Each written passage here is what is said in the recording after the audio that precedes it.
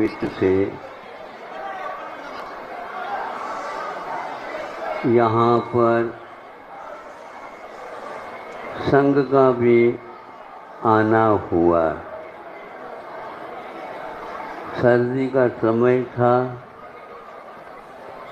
इसलिए धूप थोड़ी सी मिलती थी, उसी में से उपयोग करके प्रातः काल और संध्या काल में शाम मध्याह्न में भिन्न भिन्न विषयों के ऊपर प्रवचन की अपेक्षा विषय चर्चा के रूप में रखी जाती है। ग्रंथ का भी आधार लिया जाता है ताकि वह विषय व्यवस्थित सब लोग सुन सके। जिन्होंने सुन लिया उनको वह विषय समझ में भी आएगा। कुछ समय समझ में नहीं आया, उसको आपस में चर्चा के दौरान और स्पष्ट कर सकते हैं। उसमें भी प्रति प्रश्न और उठ गए, जिज्ञासाएं शांत नहीं हुई, तो पुनः आप लोगों को आना होगा।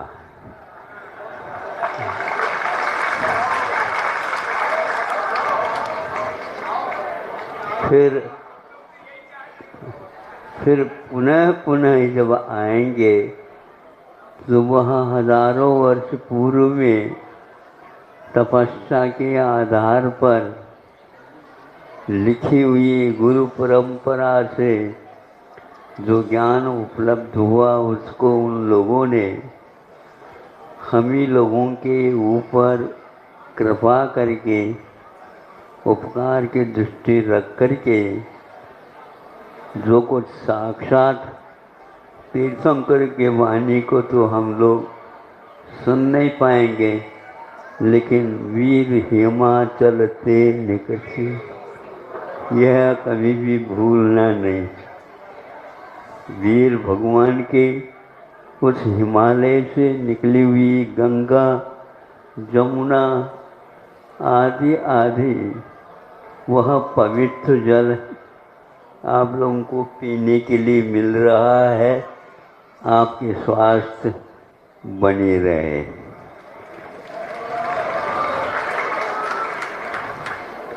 जितने भी मतांतर होते हैं वे प्राय करके एक दूसरे से टकराते हैं।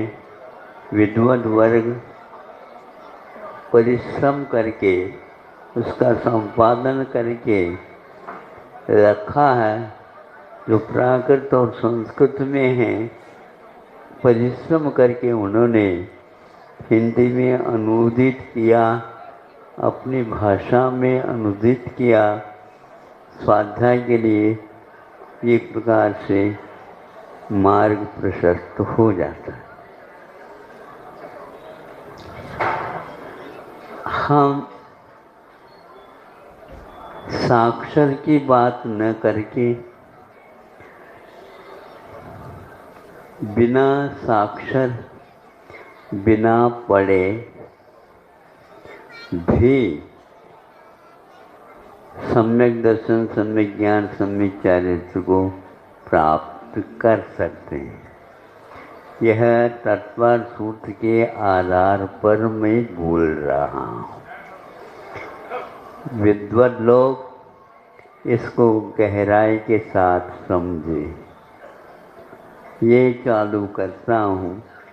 यद्यपि यह विषय संघ के सामने और आजिकाओं के सामने भी, आश्रमों के सामने भी, सब जगह हमने सुना करके भेजवाने का भी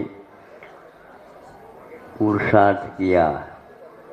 तो इन लोगों के पास सुने हुए तो हैं, किंतु कुछ ऐसे भी सुनते हैं जो सुन करके ज्यों का त्यों उसकी पोथी का भी निर्माण कर लेते हैं।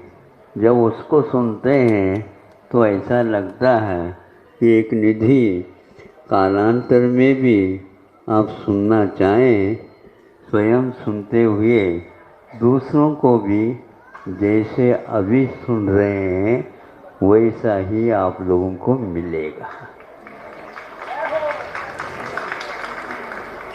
अब देखो, तत्व ज्ञान की बात आती है तो तस्य भावो तत्वम ऐसा कहा। वस्तु का क्या भाव में धर्म है उसका नाम तत्व कहलाता। ये एकांत नहीं है। पंच परमेष्टि को भी स्वामी समर्थभद्र महाराज ने तत्व कहा।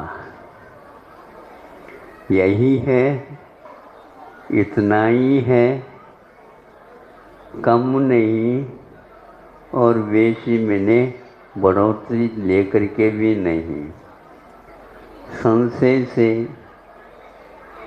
मोह से, वैपरीत्य दोषों से जो रहित होता है वह सम्यक ज्ञान होता है। रत्नकरंडक श्रावकाचार में 4-5 कारिकाओं के माध्यम से ज्ञानाधिकार का उपसंहार कर दिया। यह आप लोगों से मतलब अज्ञात नहीं है किंतु ज्ञात है। अब यहाँ पर आप लोगों से कहना चाहूँगा, विद्वानों के लिए संभव है कि आश्चर्यकारी हो सकता। क्या है? सम्यक दर्शन के साथ द्रव्य श्रुत की व्याप्ति अनिवार्य नहीं है। सुना है पत्रकार आज ज़्यादा आए और पत्रकार जो है ना द्रव्य श्रुत की बात माने बिना, लिखे बिना अपने आप को सौभाग्यशाली नहीं मानेंगे। लेकिन मैं उनके लिए खिलाफ की बात कर रहा हूँ, क्योंकि संख्या पढ़ो लिखों की अपेक्षा से सुनने वालों की ज़्यादा है।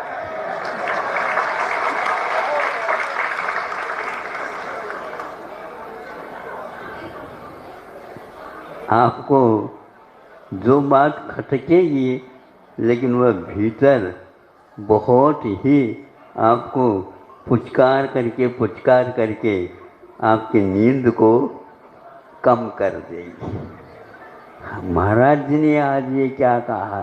हमने पहले कहा तत्वार सूत्र के आधार पर करना। महाराज तत्वार सूत्र तो है, लेकिन इस प्रकार के भावाभिव्यक्ति के लिए पंक्ति कहाँ पर लिखा है?